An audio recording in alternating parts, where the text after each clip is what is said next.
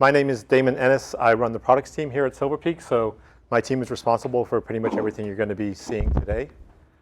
First thing I want to do is just extend a warm welcome to our delegates. Some of you were here last year when we presented, and some of you are new to us. I also know it's late on a Friday afternoon, and we're the last stop on your tour, so I appreciate you guys staying with us. If you sit through the whole 2 hours, there might be a glass of wine or a beer for you at the end of it, so pay close attention. In terms of the agenda, I'm going to run through the company and solution overview for a little bit. For some of you, that may be repeat from the last time you were here, but for those of you who are new, of course, that'll be new material. I'll go through that as quickly as I can, because I know you guys want to get to the demos. After that, I'll run through some customer use cases.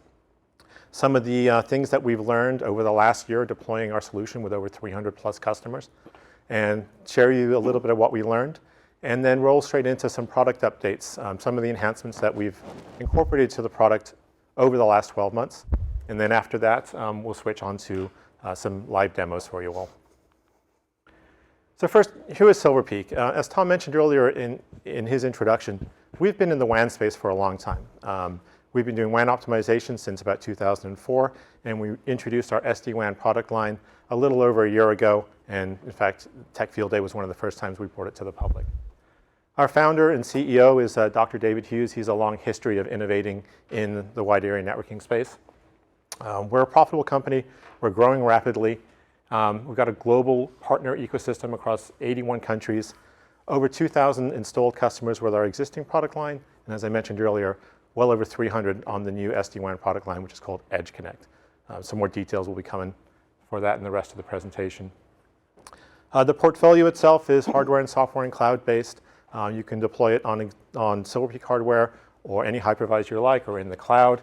We also offer a highly scalable multi-tenant version of our solution for service providers. I won't be spending a lot of time on that today, but I want you guys to know that that is available as well.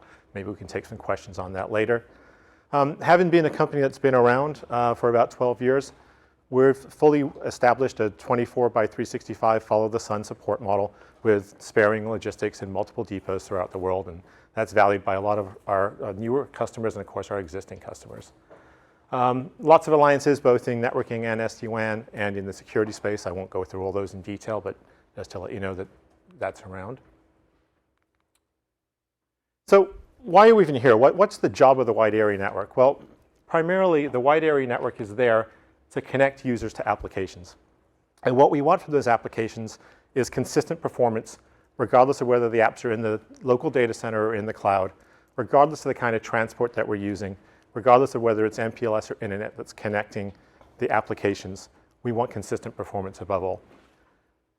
More importantly these days, we want simplified configuration. Really, that's the essence of what an SD-WAN is. What the software-defined in SD-WAN means is that you can have simple, centralized, point-and-click configuration. You eliminate snowflakes throughout the network, and your network can be fully automated such that you know that every site is performing the way you expect it to be performing. You need that connectivity to be secure. Even when you're going over MPLS, you probably should encrypt your connections, but most definitely when you're using things like consumer class broadband or 4G LTE, you better be encrypting those connections, and we'll talk about how that happens as well.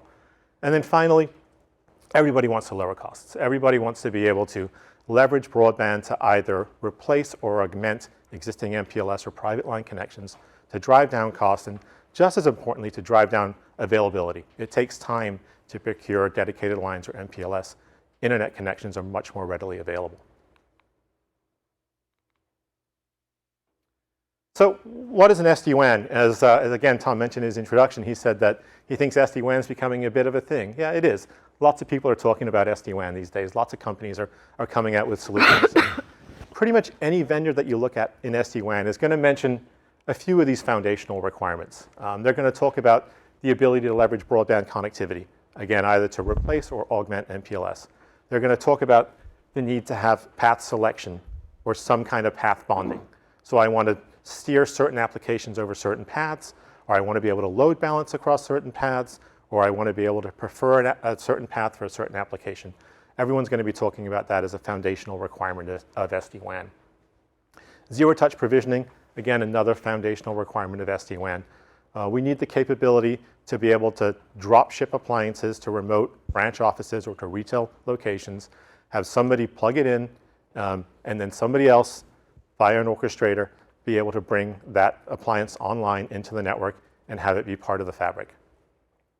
You obviously need centralized management and orchestration to accomplish all those tasks.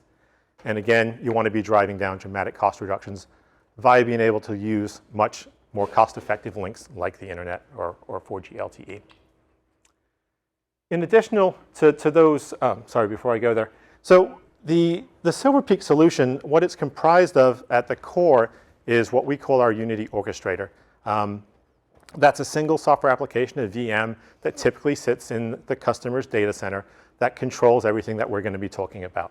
That's the one place that you go to configure your policies, to push down your business intent overlays that I'll talk about later, that describes how you want your network to behave and make sure that every node, every device in that network is performing exactly the way you want it, and your applications are getting the quality of service and the performance metrics that you ask them to have. Is there a cloud version of that orchestrator available, or is it only an on-prem solution today? Currently, most of our customers install it on-prem in their data center. There's a cloud version coming shortly. Yep. Then the appliances themselves, the edge nodes, as I mentioned earlier, come in a few different form factors. There's physical form factors, and I'll show you what those look like in a moment. They look just like most other appliances you're accustomed to seeing out there today. And there's virtual form factors available on all the common hypervisors. So ESXi, Hyper-V, Zen, KVM, and there's also cloud-based. So you can install our edge node, what we call our ECV, our Virtual Edge Connect, into any of the common cloud providers today, AWS, Azure, and so on. And there's a final component of our solution. There's an optional performance pack that we call Boost. So while SD-WAN lets you build out that fabric and lets you automate everything that you're able to do to bring nodes online, in some cases it's still important to have WAN optimization built into the solution, to have what we call Boost, because some of the applications may need WAN optimization, but perhaps not all of them. I noticed a tweet yesterday in one of the Tech Field Day presentations from one of you out there saying, well, does SD-WAN eliminate the need for WAN optimization? Because now I have all this data, I have all this bandwidth, why do I even need WAN optimization? And that's true some of the time. It's not always true all of the time. There are some applications that, because of how they're built, will still need some WAN optimization, or there are some locations that may need WAN optimization. You may be fine to deploy in the US without any WAN optimization, but international applications may need it. So when we built our SD-WAN solution, we built this concept of Boost in as well. That's something that you can turn on or off as and when you need it, on a per application or a per site or a per location basis, whatever you may need. Again, it's not required everywhere, but it's required sometimes. That's why it's an optional performance pack that customers can choose to deploy as and when they need it. The physical product portfolio looks like this. We chose to use shirt sizes in order to demonstrate how our boxes scale from the extra small up to the extra large, make it very, very easy for customers to choose which kind of appliances they need. On the lower end of the spectrum, suitable for a branch office, or the extra small and the small. On the high end of the spectrum is the large and the extra large, suitable for a data center type deployment. I won't go through all the details of the specs there, but the idea is to make it pretty simple for a customer to choose which kind of physical appliance they need if that's what they want to go for. So what does it take to build a better WAN? I talked about some of the foundational requirements of SD-WAN, but there's more than just zero-touch provisioning and centralized management. We believe performance is a very important characteristic of what you need to build a very high-quality SD-WAN. You need to be able to use any transport, again, MPLS or internet, and not just business-class internet, but actually broadband consumer-class internet is something that you should be able to leverage if you really want to drive down costs and increase availability. You need high availability. You need seamless failover from one path to the other, the ability to leverage multiple paths. You need to provide a quality of service. You need to be able to guarantee application performance. Even more important than it was in the past, because now we're leveraging all these additional forms of transport. Visibility and control, it's always important in any kind of network. It's very important in the wide area network, again, as we're leveraging additional paths. And again, as applications are moving to the cloud, old traditional methods of application classification are going to say everything is HTTP or everything is HTTPS. So we need to provide much more granular reporting than that. We need to know that it's Office 365, or or which country is the application hosted out of. Is it Salesforce.com? What is it? Not just HTTP or HTTPS. And we'll talk a little bit about how we do that later on in the presentations. It's very important to be able to classify those applications on the very, very first packet. Why? Because you don't want to leak your business critical application out to the internet, even for one packet. If you're going to be steering packets and service chaining to a cloud-based service, something like Zscaler, you need to make sure that the very first packet gets there. Otherwise, that cloud-based security application won't be able to do its job. We'll talk more later about how we do first packet classification. You'll see some demonstrations of that, but it's very important in terms of visibility that we give you that level of first packet classification. Of course, security is important. No matter what network you're going over, but especially if you're going over the internet, everything better be encrypted. So the Edge Connect solution comes with built-in end-to-end encryption using 256-bit AES IPsec tunnels. That's the core foundation of how the fabric is built. And then the overlays, which I'll talk about later, are built on top of that. You need to be able to have segmentation. You need to be able to segment your business critical applications from your guest Wi-Fi, from whatever other applications you may be running. You need to have, if you're running direct to net using internet breakout, you need to have a stateful firewall with NAT. In fact, you guys right now that are sitting there tweeting are actually leveraging our stateful firewall and our internet breakout technology. So our Silver Peak's guest Wi-Fi runs through a Silver Peak overlay, providing that functionality. So you guys are eating our dog food, and I hope it tastes good. We like it. Another thing that's important when you talk about security is being able to have some technology alliances with people like Palo Alto, with Checkpoint, with Fortinet. Why? Because as I just mentioned, even though there's a stateful firewall in the Silver Peak solution, it's not a full-blown IPS, IDS, UTM. So you still need to have that functionality, of course, in your network. So when you look at building an SD-WAN, it gives you the capability at the edges to deploy a simple stateful firewall, and then for some of your traffic, bring it back to regionalized data centers where you can perform additional IPS, IDS, UTM-like functionality. We'll talk a little bit later on about how that's enabled via our business intent overlays. But we think it's a very, very interesting WAN architecture that lets you have a very simple edge and then deploy whatever more complicated services you need in your regionalized data centers. That drives down cost, increases simplicity, and it makes for a much more robust network architecture. Finally, we believe that the network, the SD-WAN, needs to be extensible. You need to be able to leverage our core technology to, again, service chain to things like Zscaler or other cloud-based security applications.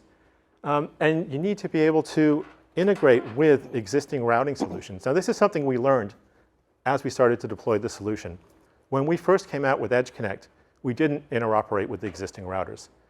We said, why would you? This is a better way to build a network, so why would you need to interoperate with the existing routers? Why would you need BGP? Or why would you need OSPF? Well, what we learned is that, it's kind of obvious now that I say it, people don't flip their networks overnight to a new solution.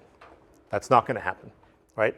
No matter how good the solution is, if someone has a 1,000-node network, they're not going to plunk down 1,000 Silver Peak Edge Connects and flick the switch overnight and say, I've got an SD-WAN.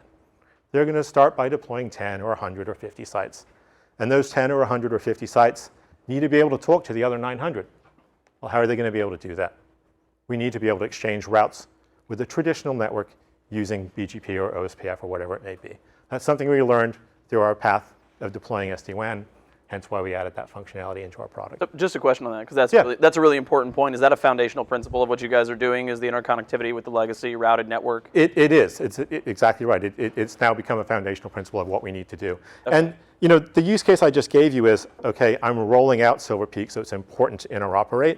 So you could say, okay, well, you stop there. But the reality is the network's always changing. Right. Right. All these, the customers that we're deployed in, even if they deploy a whole Silver Peak solution today, they're going to go and acquire another company tomorrow. Sure. And now we need to interoperate with that network. So that's something that becomes as you mentioned, foundational. Right, because whether you're migrating towards an SD-WAN network or you have a network that might not ever be SD-WAN, at least until it gets refreshed, you have that problem to deal with, and that's something we've talked about a lot in the world of SD-WAN, is how do we interact with the legacy network, and even in some cases we'd asked about the ability to influence SD-WAN policies out into the legacy network by BGP communities and things like that. Exactly and, right. Make the best of the solution you have into the legacy. Exactly right, and that's exactly what we're learning from the customers, and that problem's never going to go away, right? It's never going to go away, so we have to be able to work in those environments all the time.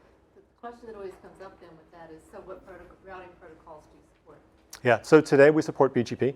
That's been out and deployed for many months now with many of our customers, and we're currently adding OSPF into the solution as well. Okay. Do you have a time frame for that? OSPF is going to be the first calendar half of 2017. Okay. Yeah, it's one of those things where, to be very transparent here, we're not going to sit here and we didn't write BGP code, we didn't write OSPF code. That's stuff that there are vendors that supply that, and it's all been tested and it's all interoperable. So really, the work for us that's involved there is integrating that with our business intent overlays, with our user interface, making sure everything's documented and clear and tested. You wouldn't rewrite it. Exactly. It would not be a good idea to rewrite that and Thank you. introduce a whole bunch of bugs. Yeah. We've learned our lesson that way. You support multicast in the sense that you can pass it through to a multicast-enabled underlay? That's right. PIM? So no, we don't have support for PIM today. So what we would do, like you just mentioned, in the multicast case, we're going to pass that through to the MPLS underlay. But I mean, if you're a routed hop from from the legacy network perspective, how do you do that? So we How do don't you decide even if you should pass it through. So, we decide to pass it through based on the fact that it's a multicast layer 2 packet. So we're not joining the multicast domain. We're not participating in PIM or anything like that. So you just bridge that stuff? Yes. I see. Exactly. We just bridge it. Better way to answer it than I did. Yeah. And that's something where, to be honest, we're learning there too. While we don't have that functionality today, I'll never say never, but we are finding that a lot of the reasons that people deployed multicast in the past are starting to go away as applications, of course, move to the cloud. I got a legacy network with legacy applications. Yeah, and it absolutely comes up. So I'm not dismissing the need. I'm just saying that's kind of where we see it today. Okay, so some customer use cases. So I'm going to run through, I think, 3 of these use cases, and then after that, I'll transition into some of the newer features that we've introduced in the product. So the first one is Service King. They are a collision repair center. The way Service King builds their business is that they acquire what we'll call mom and pop collision centers, bring them onto the Service King platform, enable them to have better buying power, give them full sort of corporate support for things like HR and things like that. That's their business model. So why did they come to Silver Peak? Well, traditionally what they would do is acquire a new body shop, and the first thing they need to do is bring it onto the network, which means the first thing they need to do is get an MPLS connection out there. And that took time. So simply acquiring network connectivity got in the way of them building their business.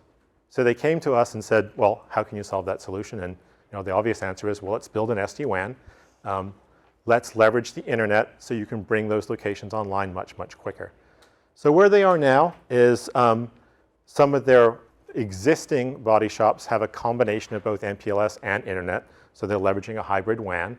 But when they look to acquire new ones, the only connection that body shop gets is an internet connection. And they're obviously able to accelerate their business much quicker than they were in the past and build a much, much simpler network. So the cost savings there, the savings up to about $2 million a year in terms of WAN connectivity. But again, the big reason these guys moved to SD-WAN with Silver Peak was to enable their business to expand faster. Can I just ask some normalization questions around that? You're saying $8 million per year in MPLS and managed router costs. Yes. And then you say savings on WAN connectivity. Does that mean you've taken $2 million out of MPLS and managed router costs? Yes, $2 million out of So that's both. a direct Yes. normalization. So Exactly. the whole spend for routers and WAN bandwidth went from 8 million to 6 million. Yeah. Or 25%, roughly a reduction. Yeah. And that's because they still have some MPLS, right? So Yeah. you're still paying for that, and they're not, depending on the site, they're not always removing the router. Yep. It just And that's the reality of networks, right? You don't, like I said, people aren't flipping the switch overnight. There's they're often taking a soft launch. a soft launch and there's Yeah, often a, so they and that's, start off- it's an interesting point because that's one of the other things we learned, and I kind of touched on it earlier. It's very interesting with, at least what we've seen with SD-WAN, is that customers do tend to do exactly what you said, take a soft launch. Well, they'll put 10% of their sites on the SD-WAN, learn, and then add more, and then add more, and then add more over Yeah, time. the migration is gradual. It's not a wham bam, thank you, ma'am. Exactly. It's a gradual and trust building exercise that extends over, and then Over a often period of time. Do you see acceleration? So once it's proven out, it accelerates very rapidly. We do. Again, that depends on a customer by customer basis, but certainly we have lots of customers that will, the initial deployment will be 10% of their estate, and once they're established that trust and everything's working, then they'll come back and buy all the rest. But the other part too of the solution that I didn't touch on when I showed you the hardware is that the software license is a subscription-based license, and so that really enables people to move out slowly over time as and when they need it. So deploy 10 sites, buy that first year of subscription. 6 months later, buy 10 more sites for another year and slowly roll it out over time. Can I ask a final normalization question? Yeah. 8 million per year, and then you're saving 2 million a year. Does that incorporate the Silver Peak, the hardware assets and the software assets that are purchased and the rollout fee? So are you saying 25% in year one, or you're saying the recurring costs in following years is now 6 million, therefore 2 million has been saved, but doesn't Yeah. calculate? So I actually don't know the answer to that question. I'm going to look at John. Do you know the answer specifically to that question, or Michael? I don't actually know if that was incorporated in there or I not. was We'll trying to- find out and get back to you, but I don't want to steer it. No, that's fine. I Steer don't you want to astray. overdo it. I just was curious. Yeah, it's a great question. One more question on this. Yeah. Just as a general, because you have numbers up there. Sure. What's the scaling size? So what is the theoretical maximum? What's the largest customer you have right now? So yeah, what is the theoretical maximum? So we've built the current solution to support up to 2,000 sites. Okay. That is not a hard limit. That's a limit of what we've tested to. And so we're currently testing up to 10,000 sites. Then your second part of the question was, what are the real world deployments right now? I don't know the biggest number off the top of my head, but we have many that are in the several hundred nodes type size. And that's fully featured when you say that. That's fully featured. When you say that 2,000 number you've tested, that's with WAN op and. That's right. Yeah, That's okay. right. That's fully tested. That's with 256-bit AES encryption. That's with WAN up on. That's with our path conditioning on. That's with our first packet AVC on. Everything that's on the data sheet is Fantastic. up there. Thank you. Yeah, yeah. And I'd like to take a lot of credit for that, but honestly, we owe a lot of the credit for that to Intel. Intel built encryption directly into the instruction set. So one of the reasons we can scale so high when those kinds of numbers is that we're not sitting there doing all the number crunching. Intel is doing it for us with their native instruction set. So the next case, we're not allowed to mention this customer's name. It's a biotech company. This is what you would sort of call a router replacement type strategy, where they were very interested in taking out a lot of cost in their branch offices by removing the stack of firewall, router, WAN optimization, and consolidating that into a single device, and then building their network out that way. In particular, reasons that they liked us was support for our security. We've got SHA-2 and multi-factor authentication. That was something that was important to them. And the scale of the devices. So while I didn't go through all the details on that hardware spec sheet, the lowest model in the product lineup supports up to 200 meg of WAN capacity. And that was interesting to them. And we kind of purposely designed it that way because we believe there's a real sweet spot around sort of 2 100 meg connections, 2 100 meg internet connections in a branch. And so that's why that's our lot of sort of entry point of the hardware product line. So they were very interested in that. And then finally, the last one is a hybrid WAN use case. It's Veterans United Home Loans. They came to us for the reason that it points out on the slide there. They were suffering brownouts on their existing solution. And that's one of the things that became very apparent too. Lots of people understand what happens when a link fails, and that you can hard fail from one failed link to another active link. But especially when you talk about leveraging the internet, brownouts become something that becomes a real problem. So the link doesn't go completely away, but all of a sudden it went from 0% packet loss to 5% packet loss for an hour, for whatever reason it may have been. Those problems become much more to the fore when you talk about leveraging additional forms of connectivity like internet, especially consumer internet and 4G LTE.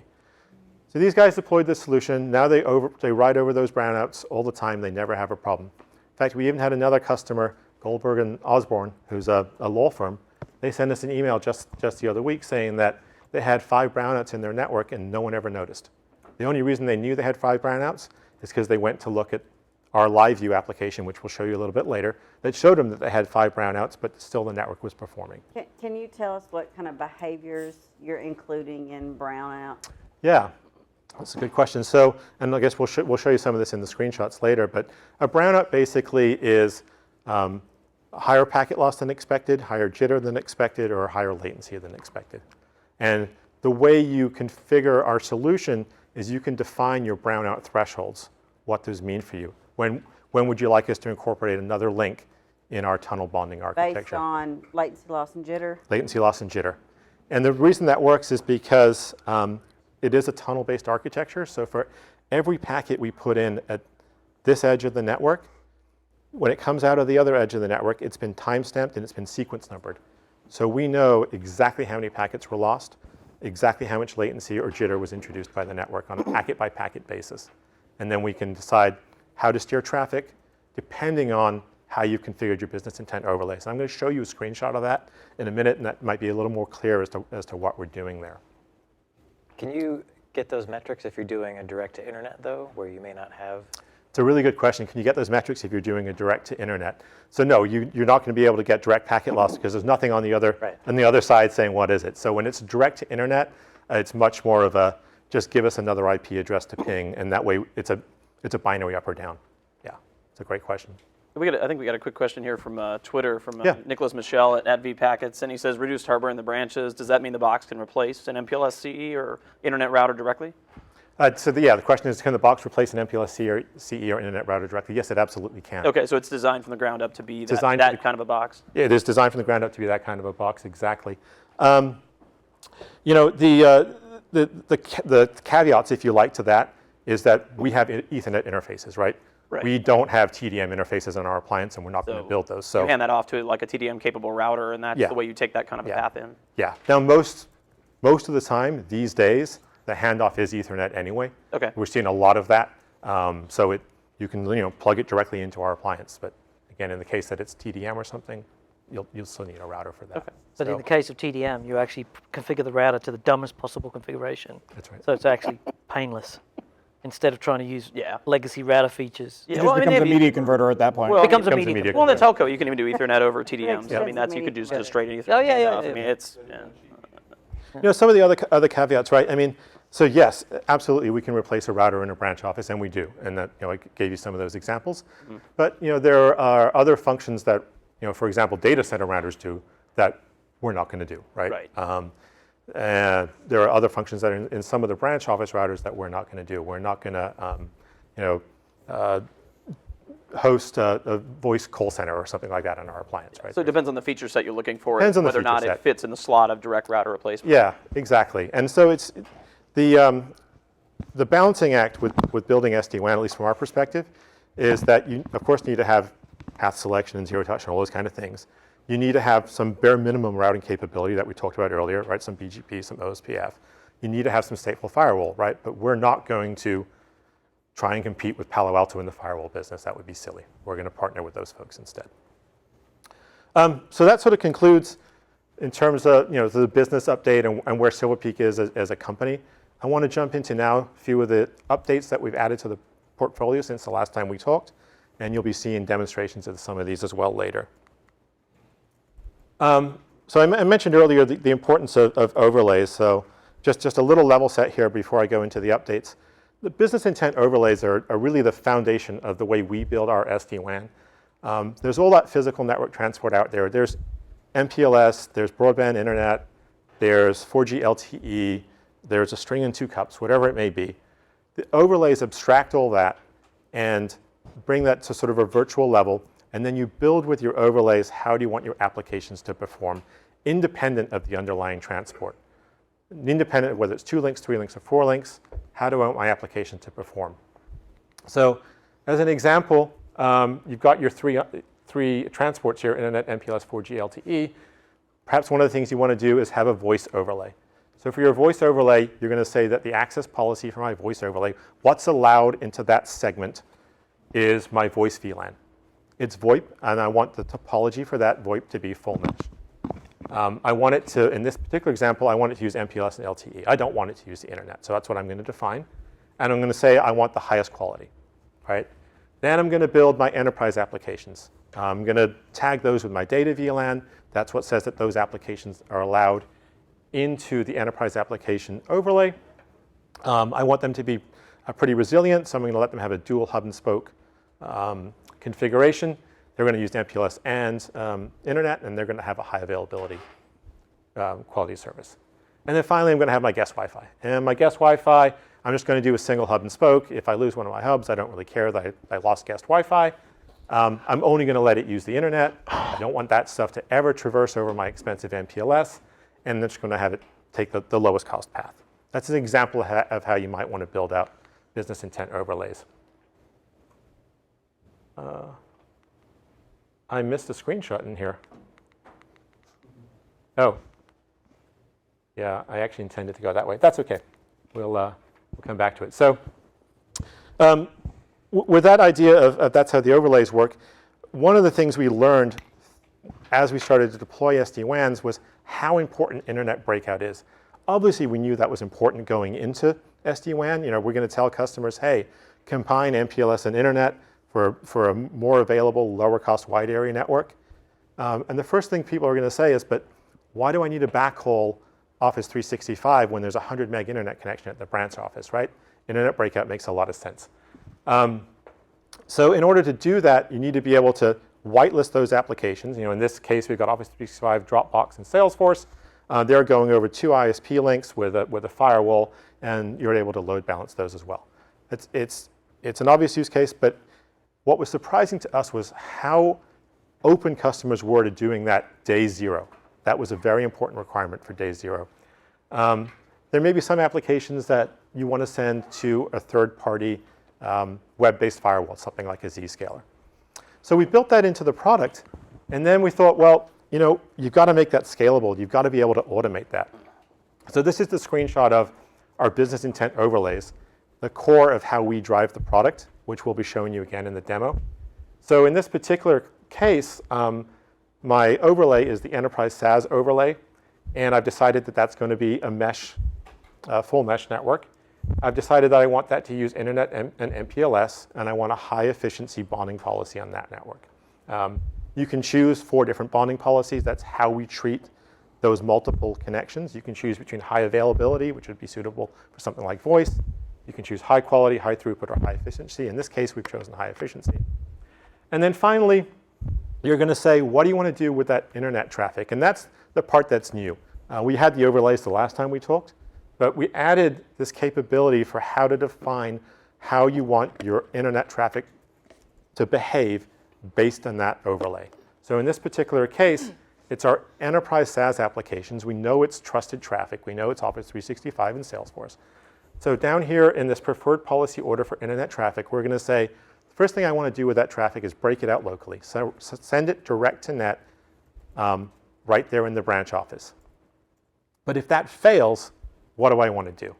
Well, you've got choices. You can drag and drop those policies from that middle column over to that left-hand column to say how you want that traffic to behave. And again, this is what we'll be demoing for you a little bit later. But in this case, I've decided I want to break it out locally. And if that fails, if I lose my internet connection at the branch office, I want to backhaul it via the overlay straight to the data center. That's the way I've decided I want that application to behave. So this is something that's pretty interesting. This is something that would be challenging to do in an existing router environment, right?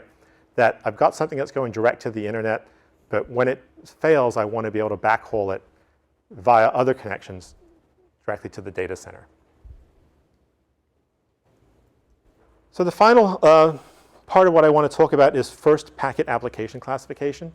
When you talk about internet breakout, when you talk about, hey, I've got MPLS and I've got internet, but there's a bunch of applications I'm sending direct to the internet, you need to classify that application on the very, very first packet you see. If, for example, you want to take that application and send it to a cloud-based firewall, you cannot wait until 4 packets or 10 packets or 12 packets have gone by before you decide to redirect the traffic from direct onto the internet to the cloud-based firewall. It's too late. It's too late to make that decision. The firewall won't know what to do with it when it sees packet 10. If you're doing segmentation and you want to make sure that your guest Wi-Fi traffic isn't mixed up with your enterprise SaaS traffic, it's too late to wait for 8 or 10 packets to make that decision. So classifying that application on the very first packet so you can put it in the correct overlay and you can have it behave the way you want is very, very important to an SD-WAN. It's something unique to the way that we build SD-WANs. And we'll show you how this works in our demonstration as well. I'm going to say, Well, we need I a bit just more wanna detail see on it. that. I want to hear about it because, I mean, with TCP, you need 3 packets to start any conversation. That's right. You got to give us more than just we're going to show you in the demo. We'll also explain it to you. Okay. We'll have a few more slides in detail there, and Rolf will be running through those, and I don't want to steal all his No thunder. pressure. Okay. But we will go into quite a bit of detail about how that works. And it's, Groundwork. again, something that we think is very important and pretty unique to what we do.